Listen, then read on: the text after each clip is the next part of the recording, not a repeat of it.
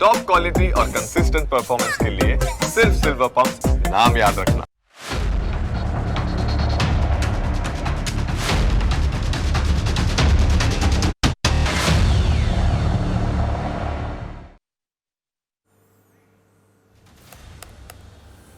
નમસ્કાર, હું Janak Dave. Full stop news analysis પ્રોગ્રામમાં આપનું સ્વાગત છે. તમને અસર કરતા સમાચારનું અમે સરળ ભાષામાં સચોટ રીતે કરીશું છણાવટ. આ એનાલિસિસ 360 ડિગ્રી હશે, જેનાથી મહત્ત્વના મુદ્દાઓને લગતા દરેક સવાલ પર હવે પછી મુકાશે ફૂલ સ્ટોપ.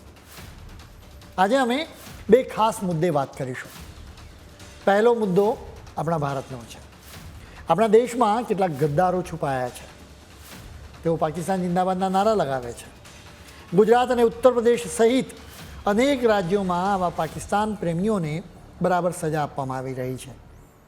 પાકિસ્તાન પ્રેમીઓ પછી અમે પાકિસ્તાન વિશે પણ વાત કરીશું, જ્યાંની હોસ્પિટલો અત્યારે દર્દીઓથી ઉભરાઈ રહી છે, જેનું સીધું કનેક્શન ઓપરેશન સિંધુની સાથે છે, જેના વિશે અમે તમને વિગતે વાત કરીશું.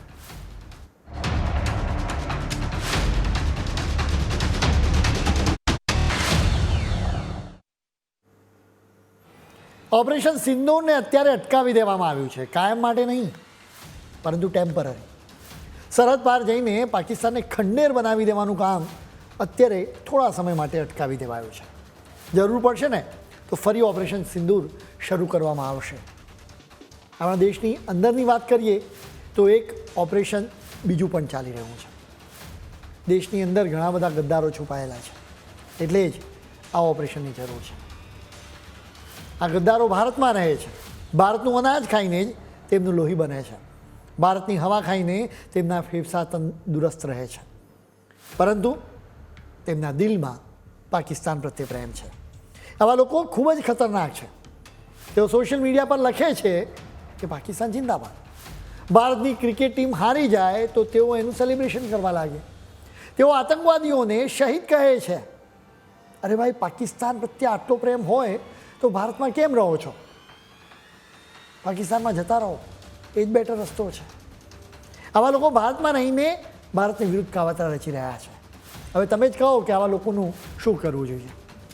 પહેલગામના હુમલા બાદ ભારતના લોકોને ખૂબ ગુસ્સો આવ્યો હતો. હુમલો પાકિસ્તાને જ કરાવ્યો હતો, એટલે ઠેર ઠેર રસ્તાઓ પર પાકિસ્તાનના ઝંડા લગાવી દેવાયા, જેના પરથી લોકો પસાર થતા હતા. કેટલાક લોકોથી એ દુઃખ સહન ના થયું, ન જોવાયું, એટલે તેઓ રસ્તા પરથી પાકિસ્તાનના ઝંડા ઉઠાડવા લાગ્યા. આવા ગદ્દારોથી કંઈક નાનો મોટો ખતરો નથી. પાકિસ્તાન પ્રત્યે સહાનુભૂતિ રાખનારા આવા લોકો પર કોઈ વિશ્વાસ ન કરી શકાય. ગુજરાત પોલીસ આ વાત સારી રીતે સમજે છે, એટલે જ આપણા રાજ્યમાં પોલીસ એક્શન મોડમાં આવી ગઈ. સોશિયલ મીડિયા પર દેશની વિરુદ્ધ લખાણ લખનારાઓ પર તવાઈ આવી છે. ટોટલ 14 લોકો સામે કેસ કરવામાં આવ્યો છે. આ લોકોએ ઓપરેશન સિંદૂરને પાર પાડનારા જવાનોનું મનોબળ તૂટે એવું લખાણ સોશિયલ મીડિયા પર લખ્યું હતું. સોશિયલ મીડિયા પર પોસ્ટ કરીને ઓપરેશન સિંદૂર સામે ખોટા સવાલો ઊભા કર્યા. સૌથી ભયાનક વાત એ છે કે દેશની સુરક્ષા જોખમાય એવા જુઠ્ઠાણા ચલાવ્યા. દેશમાં કોમી રમખાણો ફાટી નીકળે એવું ઉશ્કેરણીજનક લખાણ પણ લખ્યું. આ લોકોનો બદ ઇરાદો હતો કે ઇન્ડિયન મિલિટરી સરહદ પાર ઓપરેશન સિંદૂર ચલાવે ત્યારે દેશની અંદર કોમી રમખાણો ફાટી નીકળે.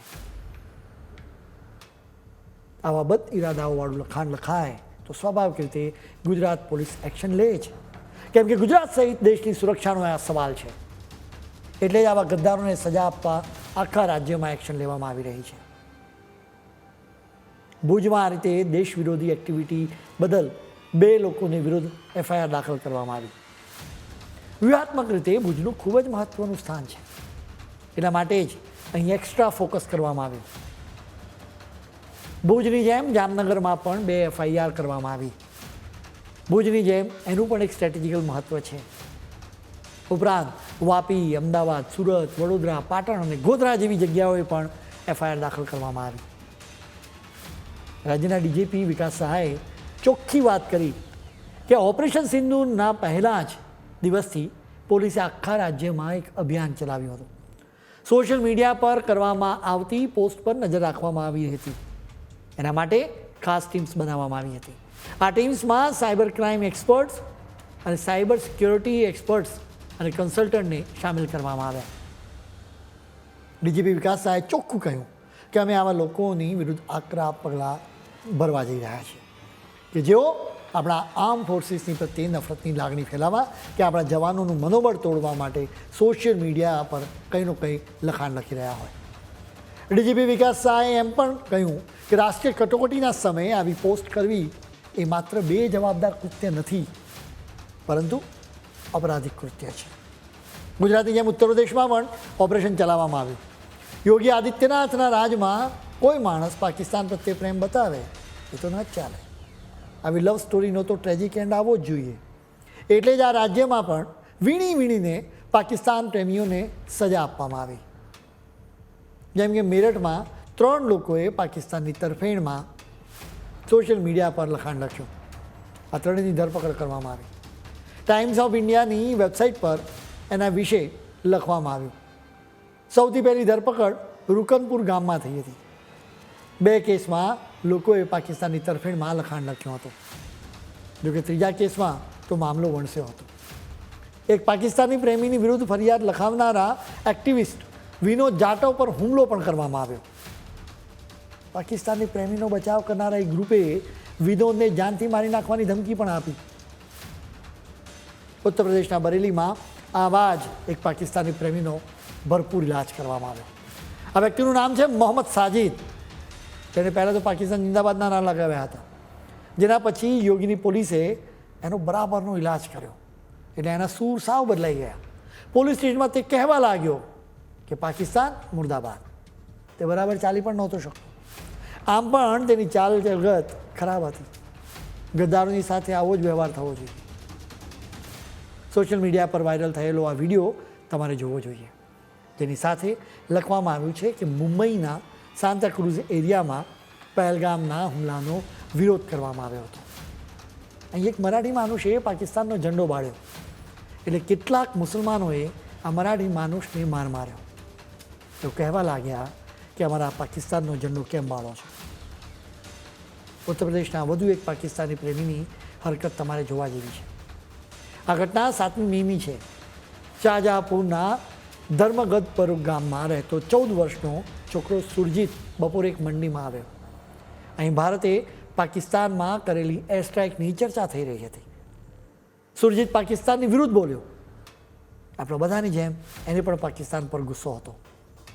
જોકે તેની પાસે જ બેસેલા મોઇન ખાનને સુરજીતની વાત પસંદ ના આવી. તે કહેવા લાગ્યો કે અરે ભાઈ, કોઈ દેશ વિશે આવું ન બોલવું જોઈએ. જોકે સુરજીત તો દેશભક્ત, એટલે તો પાકિસ્તાનની વિરુદ્ધ બોલતો જ રહ્યો. એ સાંભળીને મોઇન ખાનને ગુસ્સો આવ્યો. તેણે સુરજીત પર ચાકુથી હુમલો કરી દીધો. ચાકુ સુરજીતના હાથમાં વાગ્યો. આ હુમલાથી ત્યાં ભાગદોડ મચી ગઈ. પોલીસે આખરે મોઇન ખાનને ઝડપી લીધો. મોઇન ખાન જેવા પાકિસ્તાની અને પાકિસ્તાન પ્રેમીઓ આખા દેશમાં છે. આપણે બધાએ જોયું છે કે કાશ્મીરમાં કે દેશના બીજા કેટલાક ભાગમાં આતંકવાદી હુમલા બાદ કેટલાક લોકો પાકિસ્તાનના ઝંડા લહેરાવે છે. આપણા દેશમાં રહેલા અમુક લોકો આતંકવાદીઓને શહીદ માને છે. આ લોકો ભારતની સેના અને સરકારની વિરુદ્ધ ઝેર રેડે છે. આ લોકો ભારતની માટીની સાથે વફાદારી બતાવતા નથી. આવા લોકોનો એકમાત્ર બધી ઈરાદો ભારતને નબળું પાડવાનો છે, જેના માટે તેઓ ભારતના લોકોના મનમાં દહેશત ઊભી કરે છે. ભારતની એકતાને પણ તોડે છે. આ લોકો ભારતની અંદર રહીને ભારતના રિસોર્સિસનો ઉપયોગ કરીને ભારતની વિરુદ્ધ કાવતરા રચી રહ્યા છે. આ લડાઈ માત્ર પોલીસની નથી, તમારે પણ યોગદાન આપવું પડશે. સોશિયલ મીડિયા કે વોટ્સએપ પર તમને ક્યાંય પણ પાકિસ્તાન તરફી લખાણ કે પોસ્ટ કે તસવીર જોવા મળે તો તમારે એને રિપોર્ટ કરવી જોઈએ. નજીકના પોલીસ સ્ટેશનમાં જઈને ફરિયાદ કરવી જોઈએ. ગુજરાત પોલીસ આવા લોકોનો ઇલાજ કરી રહી છે. ગુજરાતમાં 14 લોકોની વિરુદ્ધની એફઆઈઆર તો એનો વાતનો પુરાવો છે. આ લડાઈ આપણા બધાએ સાથે મળીને જીતવાની છે. આવા પાકિસ્તાન પ્રેમીઓને અમારે કહેવું છે કે જો તમને ભારતથી આટલી જ નફરત હોય તો પાકિસ્તાન જતા રહો. ભારત સરકાર તમારા માટે ખાસ વ્યવસ્થા કરશે. પાકિસ્તાન જિંદાબાદના નારા લગાવનારા લોકોએ એક વખત પાકિસ્તાનની હાલત જોવી જોઈએ. ભારતે ઓપરેશન સિંદૂર અટકાવી દીધું હોવા છતાં અહીં દહેશત ફેલાઈ ગઈ છે, જેનું એક કારણ રેડિયેશન લીક છે. જેના પછી પાકિસ્તાનની હોસ્પિટલ્સ દર્દીઓથી ઉભરાઈ રહી છે. અમે તમને એના વિશે વિસ્તારથી વાત કરીશું, પરંતુ અત્યારે સમય છે એક બ્રેકનો.